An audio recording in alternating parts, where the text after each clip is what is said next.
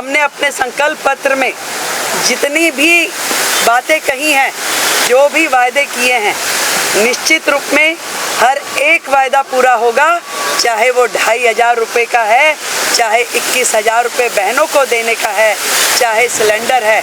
इसके लिए किसी को ये याद दिलाने की ज़रूरत नहीं है कि 4 दिन रह गए, 3 दिन रह गए कि 2 दिन रह गए। एजेंडा हमारा चलेगा, एजेंडा उनका नहीं चलने वाला। Thank you so much. Thank you.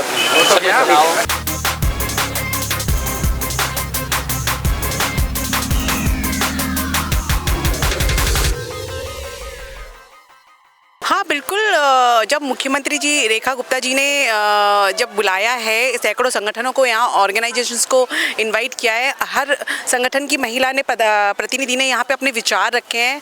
हमने भी अखिल भारतीय अग्रवाल संगठन की राष्ट्रीय महिला महामंत्री होने के नाते हमने अपने विचार रखे हैं। तो हमने बोला है कि महिला सुरक्षा को लेकर के कि 9 बजे के बाद में PCR की गश्त बढ़ानी चाहिए महिलाओं की सुरक्षा के मद्देनजर रखते हुए, और बेटियों के लिए, बच्चियों के लिए, एजुकेशन के लिए, उनको प्रमोशन के लिए या बाहर विदेशों में तो उनको आर्थिक सहयोग भी देना चाहिए सरकार को। और दूसरा जो है कि 50% महिलाओं की भागीदारी बढ़ानी चाहिए, आरक्षण करना चाहिए। और बहुत सारे सबने उद्योगों के लिए सबने अपने अपने सुझाव दिए हैं, आर्थिक सहायता के लिए हर तरीके से। तो बहुत अच्छा सफल प्रोग्राम रहा है। आज मंत्री जी यहाँ आई थी, उन्होंने बहुत अच्छा सबसे लिया कि क्या क्या आपको चाहिए, कि क्या क्या नई बजट में हम इंक्लूड करें।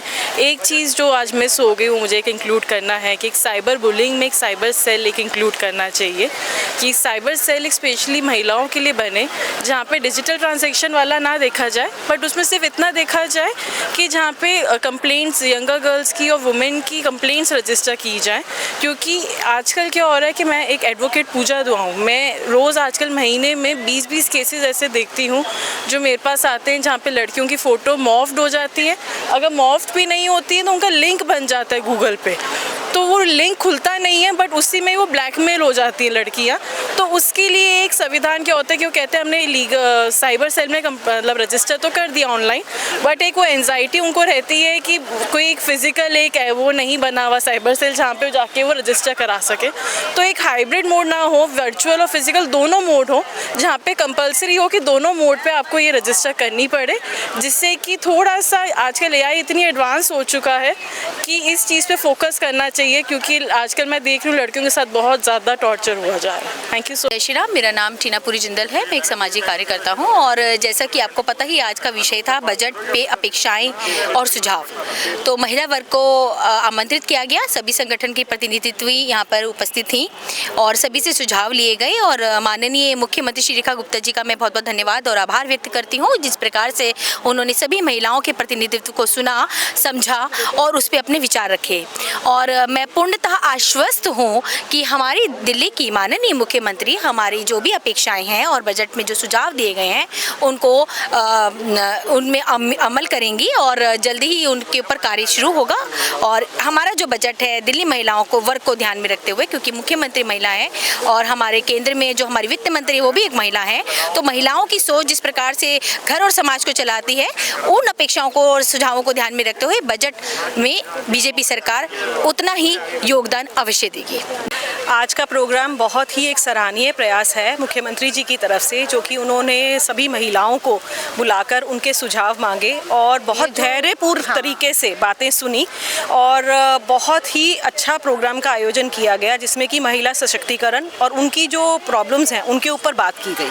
ये जो उन्होंने ये कार्यक्रम रखा संवाद, ये एक पहल उन्होंने करी है कि महिलाओं की आवाज़ आज सिर्फ एक महिला दूसरी महिला सही नहीं, सही महिलाओं के सामने रख सकती है। और उन्होंने हर एक महिला का संवाद सुना, बहुत धैर्यपूर्ण उन्होंने एक एक को माइक दिया और सुना। वो बहुत ही अच्छी पहल थी और ऐसी पहल होती रहेंगी, यही हमें कामना है और हमें यहाँ पे कार्यक्रम में आके बहुत ही अच्छा लगा। धन्यवाद। डेफिनेटली ये लग भी रहा है कि ये सभी बातें सुनी जाएंगी और समझी जाएंगी और सरकार इन पे ज़रूर कुछ ना कुछ एक्शन लेगी। धन्यवाद। आज का हमारा ये विकसित दिल्ली बजट के लिए दिल्ली के विभिन्न महिला संगठनों के साथ में विचार विमर्श था।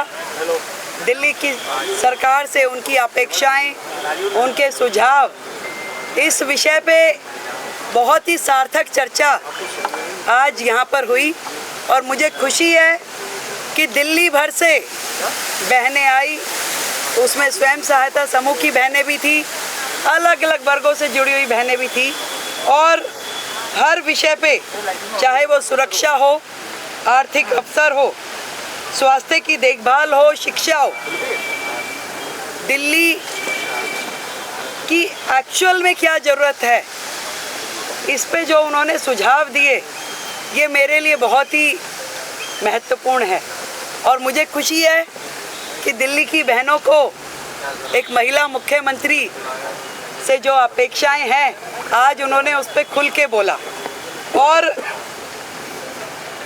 जो जो क्षेत्र उनको लगता है कि दिल्ली सरकार को वहाँ काम करना चाहिए, जो अभी तक अछूते थे, अनदेखे थे, मैं दिल्ली को ये विश्वास दिलाती हूँ कि आपकी ये मुख्यमंत्री बहन ज़रूर उन सब पे विचार करते हुए दिल्ली सरकार की कार्यप्रणाली में उसको लेके आएंगी और दिल्ली की बहनों की अपेक्षाओं को पूरा करेगी। इसी श्रृंखला में अगले 3 दिन तक लगातार समाज के अलग अलग वर्गों में जा कर के हम उनके सुझाव लेके आने वाले हैं।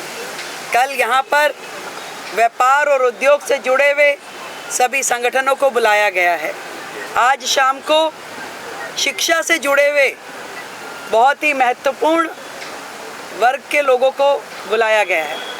मैं स्वयं अपनी झुग्गी की बहनों से और झुग्गी के परिवारों से मिलने जाऊंगी और उनको इस सरकार से जो अपेक्षाएं हैं उनसे बातचीत करूंगी। युवाओं का, प्रोफेशनल्स का, अलग अलग फील्ड के जो लोग हैं उनसे बातचीत करते हुए दिल्ली का जो बजट होगा वो एक ऐसा बजट होगा जो कि जनता की उम्मीदों को पूरा करेगा। फिर से दोहराना चाहूँगी, हमने अपने संकल्प पत्र में जितनी भी बातें कही हैं, जो भी वायदे किए हैं, निश्चित रूप में हर एक वायदा पूरा होगा, चाहे वो 2500 रुपये का है, चाहे 21,000 रुपये बहनों को देने का है, चाहे सिलेंडर है।